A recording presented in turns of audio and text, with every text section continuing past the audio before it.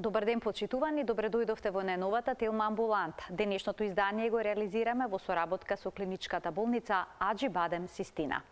Болка во вратот, трнење во рацете, слабост. Ова се симптоми што почесто ги имаат и младите луѓе. Дали станува збор за минлива напнатост во вратот или за цервикална дискус хернија? Колку мобилните телефони и компјутерите го оптоваруваат нашиот врат и водат до еден ваков проблем? Кога е неопходен хируршки третман и како изгледа современата операција на цервикалната дискус хернија? За можностите за лекување на вратната дискус хернија денеска зборуваме со доцент доктор Миленко Костов, неврохирург во Аџи Бадем Систина. Останете на Телма, а во делот емисијата ќе имате простор и да се вклучите со ваши прашања.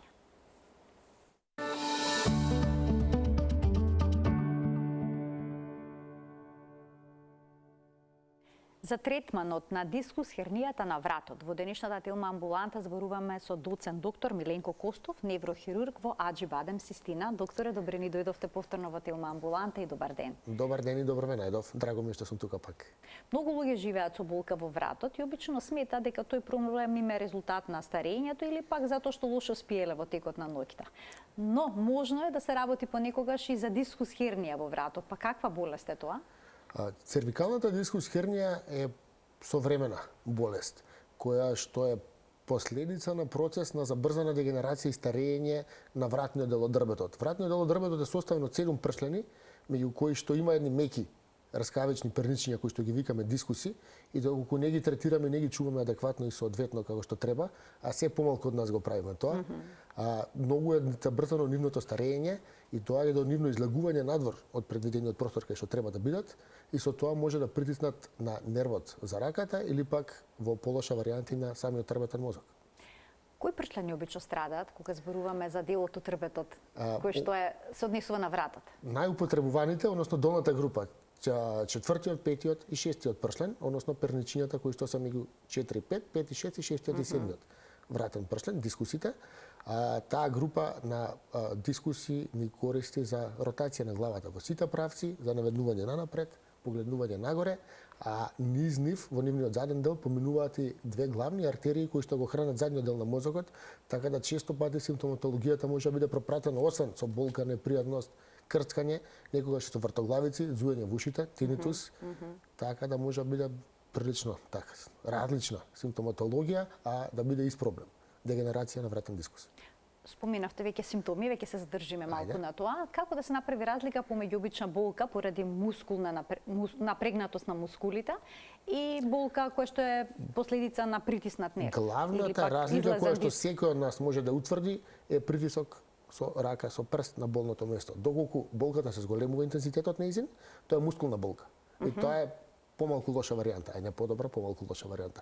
А доколку болката не реагира на притисок, не се менува нејзиниот интензитет, веројатно се работи за нешто дури и посериозно. Колку често луѓето имаат болка во рамото, во раката или пак им трнат прстите, а всушност проблемот е во вратот? Од кога е измислен маусот за персоналниот компјутер, веројатно децении наназад, таа болка станува секојдневие кај многу од нас. Сите ние работиме со компјутер, користиме маус и најчесто десната, пошто се 80% деснораци, најчесто имаме болки во вратот, во рамото, која што се спушта низ лактот и доаѓа се презентира како трнење или болка и во самите прсти. Меѓутоа, кога ги прекинеме тие активности и ќе започнеме со базични вежби, таа болка се повлекува.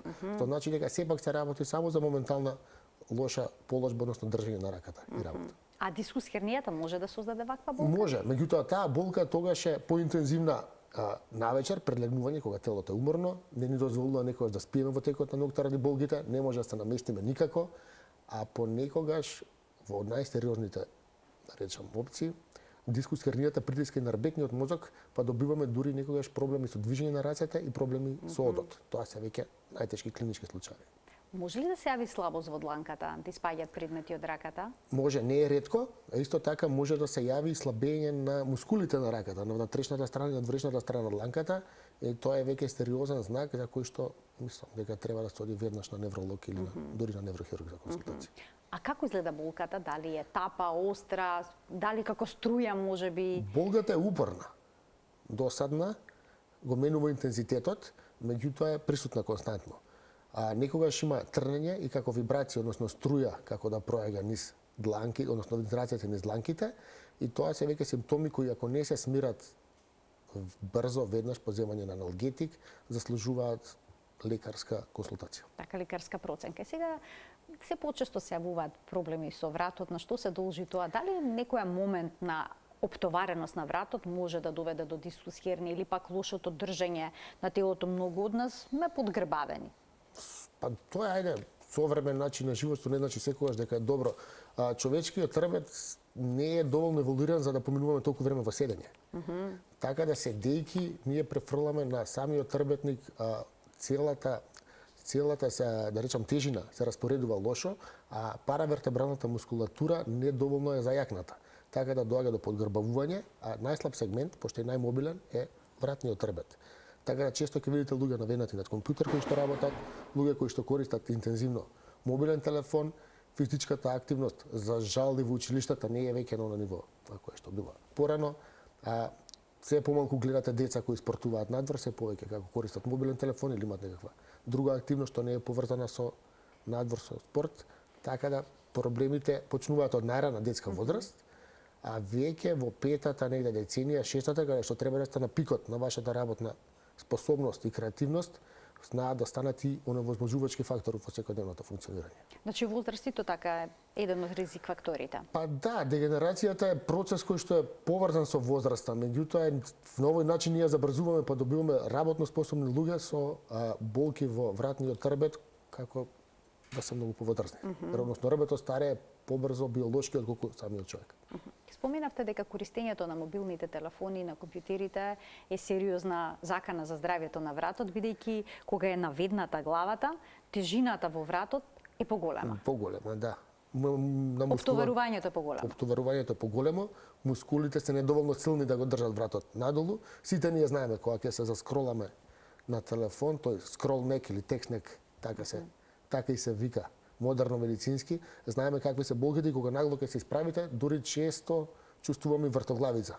Тоа е заради тоа што крвните садови кои што ги споменав преска, кои што го исхрануваат тој дел од мозокот, проаѓаат низ вратниот трбет и кога сме во таа позиција, притисокот врз нив е најголем и циркулацијата во мозокот е послаба. А и тежината велат на главата врз вратот се менува како што се наведнува главата надолу. Тешка е главата, во принцип личи дека не е, меѓутоа е добар дел од тежината отпаѓа на главата и на вратот, така да треба да се грижиме за него како и за секој друг дел од телото. Ако е добро, например, за бубреците да пиеме многу вода, за црниот дроб да внимаваме што јадеме и за желудникот, за вратот се потребни секојдневни вежби и стегнувања. Дури имаше некоја препорека за луѓе кои што работат долго канцелариски, дека на секои 45 до 50 минути би требало 5 минути да станат, да се радвижат и стегнат, па да продолжат после со работата. А какво ли е нието на сонот, односно на перницата врз здравјето на вратот? Deprived sleep, односно оштетување во сонот е првиот и најсериозен фактор за забрзана дегенерација на целиот организам. Тука не е исклучок ни вратниот трбет, така да здрав, квалитетен сон од најмалку 6 часа за возрастни, 5 до 6 часа, е неопходен во континуитет за да таа мускулатура се регенерира, за да сите процеси на воспаление од претходниот ден се смират, така да сонот може да биде круцијален, а перницата многу помага во тоа. Сега прашање, која перница? Дали на висока, дали на ниска? Да. Обично постои ергономски правила, постојат за тоа, значи се мери односот на вашата височина, широчината на вратот, широчината на рамениците, дали спиете многу на страна, дали спиете на стомак или на грб, и кога ќе го кажете тоа, добрите физиотерапевти кога ќе ги измерат тие мерки, може да ви препорачаат и адекватна перница. Така да, ние имаме искуство со тоа и тие перници, лично јас користам таква, навистина помагаат. Спиењето на стомак може да доведе до проблеми со вратот? Може. Исто како што кај овие луѓе кои што возат многу точак, спортуваат, имаат многу проблеми со вратниот трбет, спуштањето низ планина надолу, заради позицијата на вратот, како и спиењето на стомак, прави хиперекстензија во прашлените и всушност континуирано се во нефизиолошка позиција. Така да ако треба да се одбере, спиењето на страна би било најдобра варијанта, да. А што им советувате на оние кои што се занимаваат со велосипедизам? Да, Па кога нема да можат веќе да не се... Бидејќи тоа е можда популарно, рече Да, сите возат велосипед. Да, и тоа е супер, меѓутоа спуштањето надолу, еве на пример од водно, е навистина проблематично за луѓе кои што имаат мака со вратниот трбет, бидејќи позицијата на главата е така издигната, па често ги боли, се има добро осим вратната кичма. Среќавате ли се почесто млади пациенти кои што имаат проблем со вратната кичма? За жал имаме една плејада, можеби тоа е добар збор, на пациенти кои што се под 40 години со екстензивни проблеми во целиот трбетник, особено во вратот. Тоа е таа група на луѓе кои што се бават со компјутерско програмирање, популарни програмери кои што навистина имаат многу слобода и во нивната работа, во позицијата во која што седат, ама се над компјутер.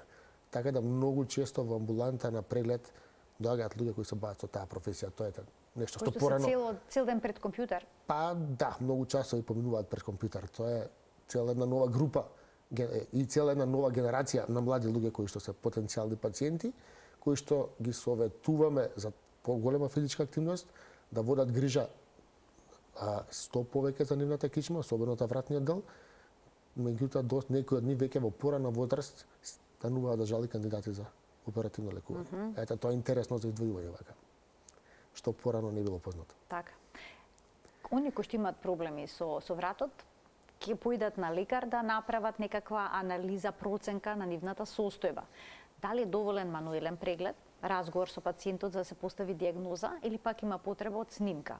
Ако треба снимка, каква таа да биде, рентгенска или пак магнетна резонанца? Невролошкиот преглед е златниот стандард. Значи добар и опсежен преглед може да ни покаже многу, исто како и замањето на добра анамнеза. Ако ги сватиме навиките, секојдневието на пациентот кој што дојде во амбуланта, ако направиме добар невролошки преглед, можеме да му дадеме многу добри совети. Например, ако се работи за некој што многу вози кола или вози друго некој возило управува, ние знаеме дека во возењето има континуирано микротрауми на цервикалниот трбет. Препорачуваме возење со меко коловратник, шанс крагна популарно кажано, и резултатите се фантастични после еден ден користење.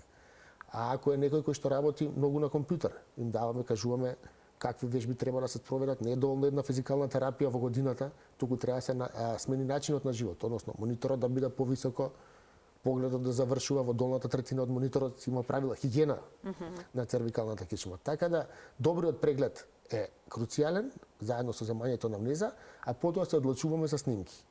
Веќе во денешно време рентгенските снимки класични не се толку на цена, бидејќи не даваат доволно информации, туку се прави магнетна резонанца на цервикалниот трбет, така се вика, на вратната кичма, која што ни дава одлични информации не само за пршлените, не за дискусите, за состојбата на рбетниот мозок, состојбата на мускулатурата и циркулацијата која што се одвива внатре. Може ли некогаш на снимката да видите голема дискус хернија, пациентот да се жали минимално или обратно? Да, често е. И гледајте, затоа им викаме не оперираме слика, затоа кога ги гледав сликите го бараш да го видиме и бараме да го видиме и пациентот. Бидејќи некогаш сликата, односно обемноста на дискус хернијата не соодветствува на состојбата на болниот. А некогаш мала промена знае да даде големи потешкоти во секојдневието. При тој толеранцијата на болка кај секој од нас е различна. Некој трпи многу повеќе, некој. Сите имаме различен прак на болка? Да, сите ние, да. Но и зависи тоа дали излезениот диск ќе притисне на некој нерв или не. Дискот, или мора секогаш да притисне? Па најчесто притиска на нервот. И тие се викаат цервикобрахијални синдроми, каде што вратен дискус притиска на тој брахијален дел од брахијален плексус и чувствуваме болки во вратот и долж раката.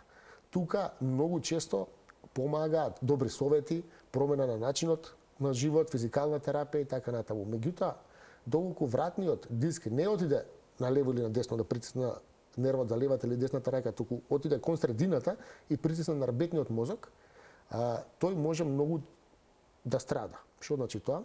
Притисокот предизвикува микроинфаркти. Значи, ради недоволната исхраненост во тој момент на рбетниот мозок, микроинфаркти на место од каде што потекнуваат нервите за рацете и нозете. Така да може да добиеме сериозен проблем од многу мала дискус хернија, која што може да оневозможи одредени пациенти да одат понатаму. Така да тие се веќе проблем со вратот може да ги одземе нозете. До парализа на некој начин. Па да, парализа на некој начин, да. Да. Така да тие пациенти се кандидати, се вика симптомот, односно состојбата се вика миелопатија, односно притисок на рбетниот мозок на македонски, и тие пациенти кои што имаат миелопатија се што поврто кандидати за оперативен третман, бидејќи некогаш миелопатијата е иреверзибилен процес. Дури да ви се направи операција, таа да пројде одлично, да нема доволно подобрување, односно враќање на состојбата назад. Затоа викаме иреверзибилно, да биде трајно. Да. А кои се симптомите? Слабост во нозете секогаш ќе се јави или не? Невролошкиот преглед би го покажал тоа. Има сега серија испитувања кои што ги правиме, кои што покажуваат дека состојбата оди во тој правец, и магнетната резонанца дефинитивно ни ја потврдува таа дијагноза. Така да болките во вратот и долу раката се проблем. Меѓутоа тие гледаме да ги решиме конзервативно, освен оние кои што се рефрактерни на физикална терапија, на медикаментозна терапија, на носење шанс крагна, тогаш зборуваме за оперативно лекување. Меѓутоа ако имаме симптоми на миелопатија, зборуваме за сериозна хируршка состојба, која што изискува операција, отстранување на тој диск и поставување на имплант. И ги разгледаме сега двете ситуации, кога може да се третира пациентот конзервативно. Дали најнапред треба да се обезболи? Да, треба ли да мирува? Обезбелување, да треба, ама па не може во терапија лежи оти така, нема да му биде психички добро. Значи треба да се, затоа добриот преглед ни покажува со кого си имате работа. И сте секој морате да го индивидуализирате пристапот. Обезбелувањето оди нееднократно, него одиме на варијанта да даваме лекови кои што ќе го смират воспалителниот процес. Сега тие лекови порано се пија написе кога те боли, односно при болка, сега се пијат како антибиотици. 3-4 пати дневно, 7, 8, 10 дена, колку што е потребно. По смирувањето на процесот се носи концентрирано и пред тоа шанс крагна. По смирувањето на болките, пациентот станува кандидат за физикална терапија, бидејќи е комплетно неправилно и погрешно да почнете било каква физикална терапија додека имате болки. Ефектот ќе биде контрапродуктивен.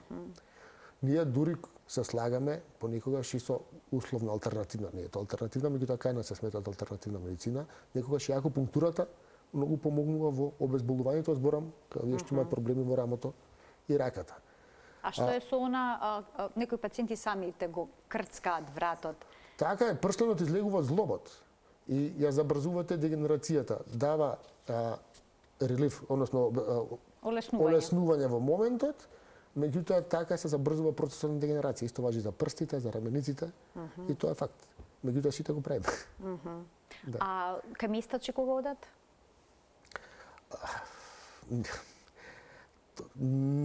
Сертифицирани киропрактичари доколку постојат и доколку ги познавате, е во ред да ги консултирате. Сите други кои што се бават со таа проблематика, особено на вратниот трзмет, е возможно да ви предизвикаат трајни оштетувања. Хируршки гледано, ние може да кажеме да, супер се пошто добиваме пациенти од нив, меѓутоа човечки гледано, тоа е надрилекарство. Значи не го препорачувате? Па би го забранил ако би можел. Ако би можел, да. Кога зборуваме за физикалната терапија, дали има одредени вежби кои што се забранети за пациентите кои што имаат цервикална дискусхернија? Не, меѓутоа некои техники, колегите физијатри тоа го знаат уште подобро, некои техники то не се користат. Например, екстензијата се користи кај одредени состојби, не можете во било секој пат да правите екстензија на вратниот трбет. Меѓутоа за некоја сосема правилно, некогаш треба во зависност од магнетната резонанца и од клиничкиот преглед, не може да направите екстензијата. Знам дека и тоа сега популарно, многу луѓе бараат да им се направи, ама е како кажам, место две острици. Истегнувањето има идеја да го прошири просторот меѓу пршлените за да дискот се врати. Ама дискот го држи лигамент кој што ако е скинат, не може дискот да се врати. Така да и тоа треба бара добра проценка, бидејќи може да биде и контрапродуктивно. Јас го споменав ти околу вратникот. Дали тој понекогаш исто така може да помогне, но може ли да доведе до некакви проблеми, бидејќи велат дека ослабнува мускулатурата на вратот? Околу вратникот него носиме додека спиеме, тоа е исто правило, меѓутоа во почетокот може да даде зголемување на болката, бидејќи пациентите не сме навикнати да бидеме во физиолошка позиција, сме згрбавени. Така да знае да биде продуктивен одреден период. После тоа да, навистина, ако не се вежба мускулатурата, ја превзема нејзината функција и остатокот од паравертебралната мускулатура слабее дополнително. Така да треба внимателно и со тој сегмент. Докторе, како реагираат пациентите доколку им кажете дека е неопходна операција? Дали се уште постои страв? Операцијата е неопходна, кај луѓето постои страв дека ќе останат парализирани. Меѓутоа мора да знаеме дека децени наназад во Македонија се изведуваат безбедни операции на вратна кичма. Пристапот не е од позади, нема големи резови, не изгледа тоа драматично. Значи тоа се мали резови кои што се случуваат во предел напред на вратната кичма. Зошто напред на вратот? Бидејќи арбетниот мозок останува позади. Работата од напред е кичмата поблиску, арбетниот мозок го заштитувате на тој начин. Значи се прави еден мал рез на вратот? Малечок рез кој што 2-3 околу 3-4 сантиметри. Се прави препарација на ткивата, не се сече ништо. Препарација значи раздвојување анатомско, физиолошко, се пристапува до вратната кичма, се отстранува дискот, целиот и деловите кои се излезени и во зависност од возраста, состојбата на арбетникот се проценува дали да се стави, тие се викаат на англиски stand-alone cage. Тоа се значи како импланти кои што со две штрафчиња се фиксираат, или се става таков имплант, cage, или се става вештачки диск доколку пациентот ги исполнува условите, има медицински тука критериуми. Операцијата трае 1 час, 1,5 сат, вертикализацијата веднаш после интервенцијата, ослободување од болките осеќаат пациентите доколку е радикуларен синдром веднаш, доколку имаат миелопатија, осеќаат начинно подобрување, кое потоа се потенцира подобрувањето со физикалната терапија. Така да операцијата, доколку сте кандидат за операција, многу благодарна. Има веднаш дава позитивен ефект, така да јас мислам дека се повеќе пациенти имаме кои што кога ќе им објасните убаво, кога ќе се свесни дека ги истрпеле сите конзервативни можности и кога ќе сватат дека здравјето им е сериозно загрозено од нешто што е анатомски проблем, го прифаќаат. Значи треба да им објасните дека неправењето ништо понекогаш е поризично од правењето. Ама не треба да ги убедувате дека се за операција ако не сте ги истрошиле сите конзервативни можности и не сте ги едуцирале претходно. Така да треба не е тоа психолошка подготовка, него тоа е стандардна медицинска работа. Треба да направиш се што можеш пред да дојдеш до хируршки третман. По некоја логика. Ќе ги вклучиме гледачите, почитувани од тој момент емисијата е контактна. Слободно можете да се јавите во програма да поставите прашање на темата на која што зборуваме.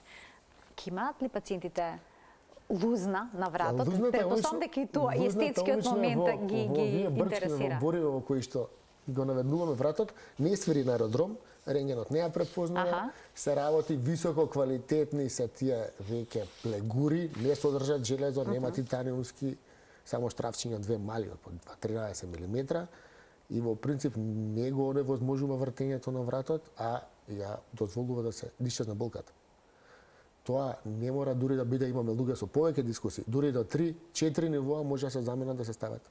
Во еден зафат, да. А тие штрафчиња што ги споминавте, потоа ќе треба ли да се извадат уште еден зафат? Не, остануваат, тие се не ствараат никаков имунолошки одговор, се комплетно безбедни, пак на шега кажуваме не свирите на рентген на аеродром, нема да ве вратат, е заведена на процедура која што е рутинизирана крајно. Ама треба да имате вистинска индикација. Индикацијата се поставува полека, темелно и прво треба да ги направите сите конзервативни постапки. Тоа дека има логика, кога нема медицинска логика, интервенцијата некогаш треба да се побрза со неа, затоа што после извесен период може и таа да не го даде саканиот ефект. Сега, дали после оваква една хируршка интервенција пациентот ќе има некакви промени со вратот, во смисол дали вратот ќе биде послаб во однос на тоа што бил порано? Не, вратот ќе биде посилен во однос на тоа што бил порано. Значи, за кратко време после физикална терапија вратот ќе биде подобар, затоа ја правиме операцијата. Имаме гледачи. Ајде, да, повелете. Ќе им дадеме предност, а потоа ќе продолжиме наму каде што запревме. Добар ден за првиот гледач во денешната Телма амбуланта. Добар ден. Добар ден, во програма сте, повелете. Се јавуваме од Кичево. Така? Името ми е Зорица. Повелете, Зорица. Сега имам дискус хернија, не на вратот, туку на долниот дел на рбето, на L5-S1. Не знам дали ќе може докторот да ми одговори. Каде точно рековте? На L5-S1. Добро, да немате доктор уште некое прашање? Оперирана сум. Добро. Пред 15 години, магнетна резонанца правев во април месец. Значи на истото место повторно пак е појавено.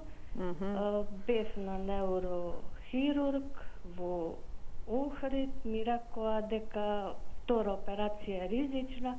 Пробав со физикална, ама си имам цело време болки. Така.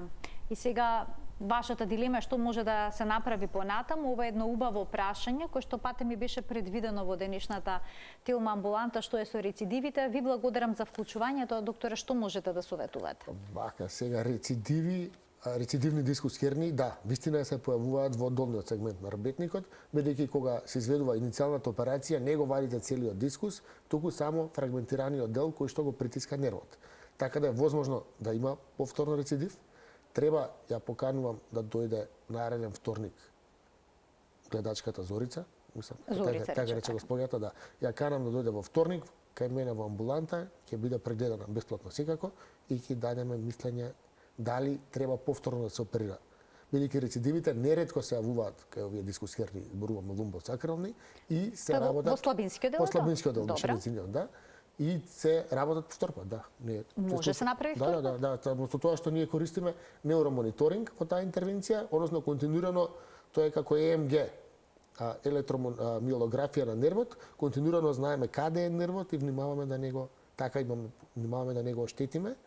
Така да, од кога е воведен во систина, мислам дека е единствено тај протокол, од кога имаме неуромониторинг во континуитет, во протокол воведено, рецидивите не се веќе толку предизвик колку што беа порано, бидејќи нервот точно знаете цело време каде е.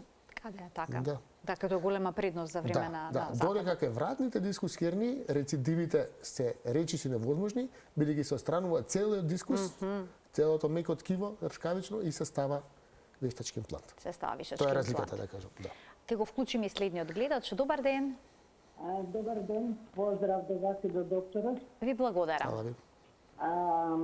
Ќе бидам кратка. Резултатот мажнета, имам 67 години, инаку со проблеми, болки, како што ги опиша докторот, на раката и вратот. Значи, резултатот од мажнета покажува стеснет зглобен простор во висина на 4, 5, 6, дорзално со повисок степен на стеснет простор во висина на 5-6, исто така се пратат формирани дискални сакулуси од тип 3, а на висина од 5-6 дискална протрузија прави видлива медуларна компресија. Прашањето, дали ова е за, пошто веќе почна со физикална екстензија, меѓутоа слушајќи го докторот, мислам дека треба дополнителен совет. Дали е тоа за екстензија или не? Или бара некој поинаков третман. Добро, имате дилема во оглед на тоа што треба да преземете понатаму. Ви благодарам за вклучувањето во програма. Го слушав од почетокот, го слушав докторот и мислам дека за тоа треба совет. Така, сега ќе ви даде појаснување. Ви благодарам уште еднаш што не следите и што се вклучивте во денешната емисија, повелете. Медуларна компресија е чекородна на миелопатија, за која што зборувавме. Ни треба добар, и неа ја поканувам да дојде во вторник меѓу 9 и 2 во Систина во амбуланта, во неврохируршка амбуланта, ќе биде прегледана, бидејќи морам да направам и добар невролошки преглед, бидејќи самиот наод оди во правец дека можеби треба да се направи и хируршка интервенција, ама нема да го кажеме за сигурно, него повторно добива покана да ја прегледам, видам и да донесеме заеднички заклучок. Што е тоа медуларна? Медуларна е ербетен мозок. Медула спиналис на латински се вика ербетен мозок. Добра. Скратено, разговорно, медицински е тојдено дека е медула. Да, медуларна е врз медулата. Така. Компресија е притисок, значи притисок врз ербетниот мозок. Да. Сериозна состојба. Па да, би сакал да видам во живо. Имаме гледачи, ќе им дадеме можност да постават прашања. Добар ден. Добар ден за следниот гледач во денешната телма амбуланта. Повелете. Добар ден. Добар ден. Вака поздрав до докторот и до вашата емисија. Благодарам. Се јавувам поради имам вратна дискус хернија и имам стеснување на пршлените. Меѓутоа ми беше предложено операција, а јас ја одбив. Операцијата, имам стеснување на пршлените, а јас ја одбив операцијата бидејќи ми беше страв. Так. Сега во половината како блокирана сум, правам физикални, бањи, така ми препорача, па понатаму да видиме докторот што ќе каже. Докторе, да немате уште некои прашања или ова е доволно како информација што го добивте? Ви благодарам за вклучувањето во програма и ве можеме да слушнеме дека чести се проблеми со вратна кичма, а стигмата е голема. Стигмата, да. Огромна. Многу често одбиваат операција. Сега, кај гледам това господја гледачка што се јави сега, возможно е да проблемот со одењето и половината биде блокирани нерви кои се легуваат од вратниот ребет. А возможно е да има дегенеративни процеси по целата кичма, што исто така не ретко да има проблеми во вратниот сегмент, во лумбалниот, торакалниот и насекаде. Јас се не дека ги канам сите, ама стварно се ситуации кои што очигледно луѓето имаат голема мака, така да исто вторник од 9 до 2 би сакал да видам неа и незината снимка. Не можам да ја кажам точно од каде е проблемот додека не ја прегледам. Ако е од лумбалната кичма, тоа со физикални ќе се поправи. Меѓутоа, ако од притисокот врз медуларната компресија, што зборевме, ако постои и кај овој гледач, тогаш веќе треба нешто да се прави. Тогаш хирургијата е неизбежна? Тогаш да, хирургијата е трава опција, да. Ајде уште еден гледач ке слушнеме. Добар ден. Поздрав до емисијата, се јавувам од Тетово. Така. Проблем има маж ми со вратот, дискус хернија, ама многу има трнење во рацете, дури како камен му станува преку ноќ претежно, а преку ден како мравки. Каде треба да се обратиме? Физикални терапии правеше, снимки, ама ништо не се подобрува. Каде да се обратиме, каде може да го најдеме докторот? Така, ви благодарам за вклучувањето во програма. Докторот работи во Аџибадем Систина. Што можете да советувате? Ова е симптоматологија, ова се знаци на компресија на рбетниот мозок. Баш би го прегледал. Човекот ми треба само што понова магнетна резонанца не постара од 3 месеци и да дојда да ги видам, бидејќи ова е до сега што го слушнавме најсериозна ситуација. Трнење на рацете кој што трае цел ден, намалена циркулација, проблеми со движење претпоставуваме во рацете е показател за некои случувања на ниво на рбетниот мозок и на вратната кичма. Споминавте да не биде магнетната резонанца постара од 3 месеци. Зошто? Бидејќи дегенерацијата е процес кој што не застанува додека ние зборуваме, нас не се случува и после 3 месеци е возможно, иако е бавна, после 3 месеци е возможно да имате состојба која што не е иста која што била на претходната магнетна резонанца. Така да магнетната резонанца за рбетник до 3 месеци се толерира како тазе, нова, адекватна. За некои други делови од телото вредноста е подолга, бидејќи поспоро се менуваат работите, меѓутоа бидејќи кичмата брзо старе таков орган, магнетната резонанца од 3 месеци се смета за доволно нова.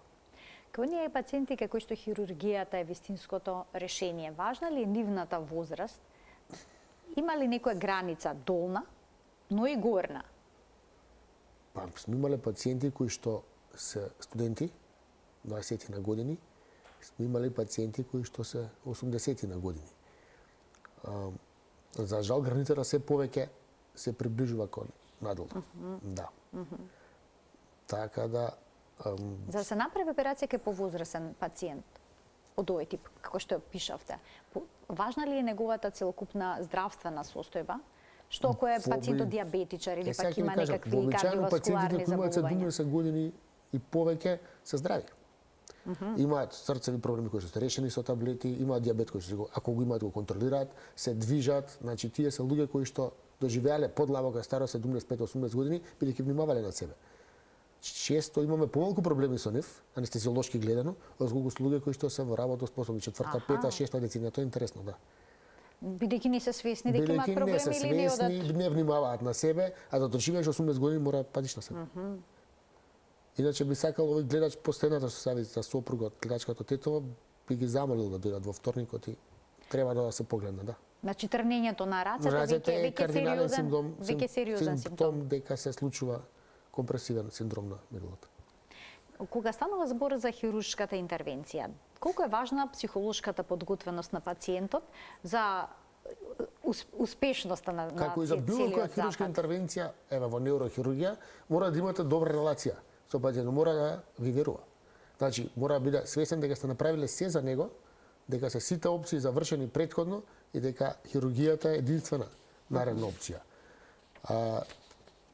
Интервенцијата како интервенција е сложена, бидејќи се работи меѓу многу битни анатомски структури. Тука е главната каротидна артерија, тука е дишникот, тука е голтникот, тука се нервите за гласните жици, работите во еден триаголник кој што е 2 на 2 на 2 сантиметри, многу малечок, за да дојдете до вратната кичма и до вратниот дискус.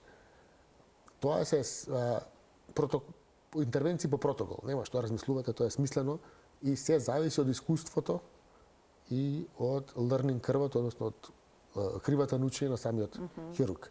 Имплантите кои што ги поставуваме се секогаш врвен квалитет, значи зборуваме, ајде во превод, дали ќе биде Samsung или iPhone, нема биде никогаш подоле.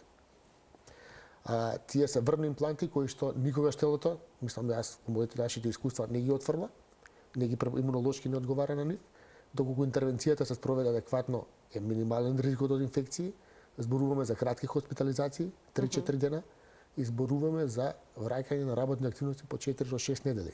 Не е вратната кичма она што било порано, ќе те оперираат, па ќе бидеш угиус, па ќе те фиксираат и така натаму. Мораме да разбиеме стигмата. Да, многу малку од 100 луѓе 5 ќе бидат за интервенција, меѓутоа кај тие 5 е неопходна за да го задржат квалитетот на животот. Значи ризикот од интервенцијата е помал од ризикот од траен инвалидитет. Од траен инвалидитет. Од што зависи со кое темпо ќе се одвива прогресијата на болеста? Дали може да прецените кај одреден пациент дали тој ќе ги поспора, дали може да се причека или не? Генетиката игра доста улога. Затоа мора да го знаете човекот, да земете добра анамнеза, се запознаете со случувањата, збидувањата и неговите размислувања.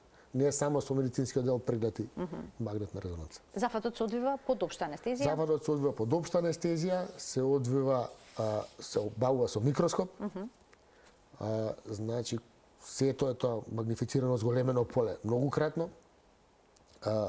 Се отстранува безбедно дискот, се става имплантот и самата интервенција не трае повеќе од саат до час и половина, а вертикализацијата, како што рековме, е истиот ден по планот.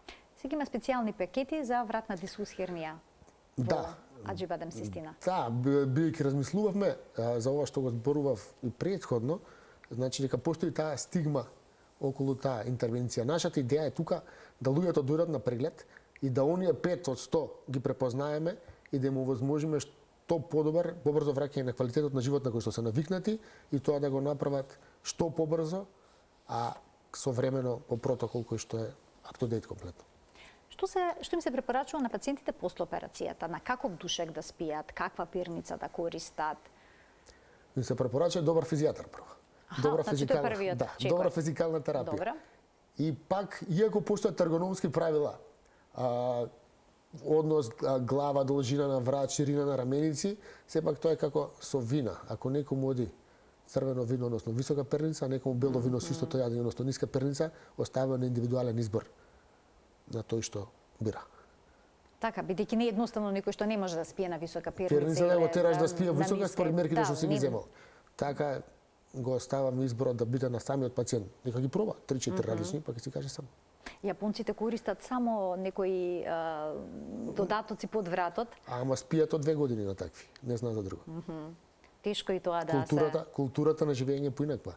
Точно, тоа е најдобро, меѓутоа културата на живење таму таква. Ве учат од најмала возраст, вие не знаете за висока перница. Французите па спијат на 4-5 перници.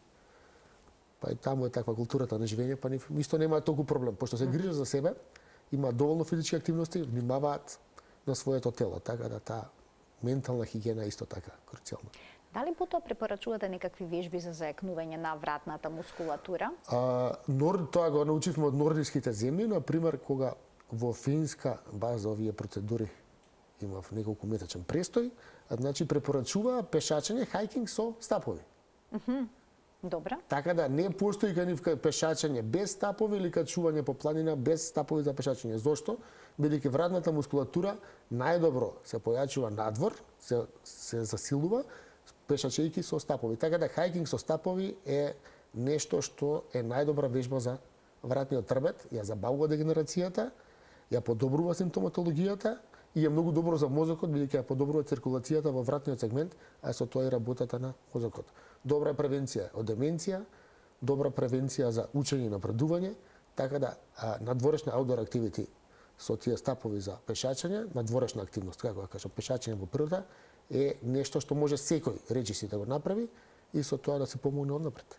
А што со оние вежби што можеме да ги видиме на социјалните медиуми, што се прават на кревет, па само главата се спушти надолу за вежба? Социјалните медиуми на прва линија, во прва линија ви прават дискус хернија. Аха. Така да се задржиме на природата. Значи природата, пешачење со стапови е најдобро решение како превенција. Превенција и подобрување на послаб и среден тип на А симптоматологија. социјалните медиуми и телефоните ни создаваат дискус хернија, но постојано ни се во рака, па некој препорака како да скроламе на телефонот за да го избегнеме тој технолошки врат.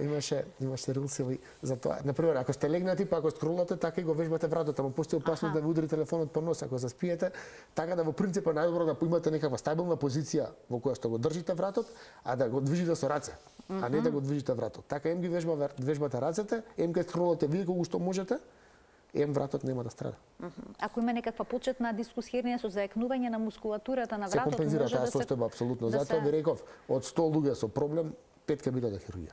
Другите може, ако превземат нешто, да си ја подобро тргуваат. А оние кои што е препорачана хирургијата, доколку исто така почнат да прават некои вежби за заекнување на мускулатурата на вратот, дали постои некоја минимална шанса да кога се ќе направите, остануваат оние 5%, 5 до 7% кои што мора шала на страна, тоа е стериозна состојба која што може да влие на многу на квалитетот на животот кој што го имате и дури и тие што ќе се оперираат ќе почувствуваат благопријатен ефект веднаш после интервенцијата, доколку дијагнозата е правилно поставена, доколку кандидатот е правилно избран и доколку работено со пациентот, односно е едуциран за тоа. Колку често ви се обраќаат пациенти со дискус хернија на вратот? Дали е тоа почесто, да речеме, во споредба со дискус хернијата во лумбалниот дел? Па тука се некаде, со тоа што во лумбалниот сегмент веќе се знае дека тоа е кратка интервенција, микродисектомија, која што постои еден ден си одиш дома, слично и со вратот, ама целта, една од целите на овој наш разговор е да ги едуцираме гледачите дека тој проблем може да се реши и то безбедно. Така, тоа е клучот, дека може да се реши безбедно, да се сруши стигмата која што е поврзана со хирургијата, поврзана со вратот. Со вратна дискус хернија. А оние пациенти кои што имаат дискус хернија на вратот, можат ли да очекуваат проблемот да им се јави на другиот дел на ребетот или доколку имаат на ребетот да се јави на вратот? Дали е тоа поврзано? Имаат на вратот, може да бидат сигурни дека им се појави и на другиот. Не мора да очекуваат ништо. Ако не преземат нешто во врска со себе. Пак се враќаме на оние нордиски вежби. Едноставно пешачење со стапови 1 час, 2 пати по 1 час неделно. И уште едно прашање по направената операција на дискус хернија на вратот, на одреден пршлен, може ли тоа проблем да се јави на некој друг? Одлично е прашањето, дури има и термин медицински се вика adjustment level disease. Тоа значи дека ако го решиме проблемот на едно ниво на вратот, а продолжите да не правите ништо, проблемот ќе се јави на наредното над или под ниво. Така значи не може неправење ништо. Нема неправење ништо. Да, не може само операција и сега сме готови. Напротив, операцијата е, како да кажам, повторна шанса да направите нешто со себе. Со операцијата сите сегменти од вратните пршлени може да се да се интервенира што ние што се погоре. Помеѓу првиот и вториот пршлен нема дискус. Тие се споени во еден, така да одиме од доле. Од малку подолу, да, меѓутоа сепак меѓу четвртиот и петиот и шестиот вратен пршлен според процентот е најфреквентна појавата на дискус хернијата. Докторе, ви благодарам многу за вашето денешно гостување во Телма амбуланта. Навистина корисни совети и препораки за нашите гледачи. Благодарам на поканата, се надевам се гледаме пак. Ви благодарам уште еднаш, ким се заблагодарам и на гледачите што ја проследија и денешната емисија. Овој пат ја реализиравме во соработка со клиничката болница Аџи Бадем Систина. Почитувани, ви посакувам пријатен ден.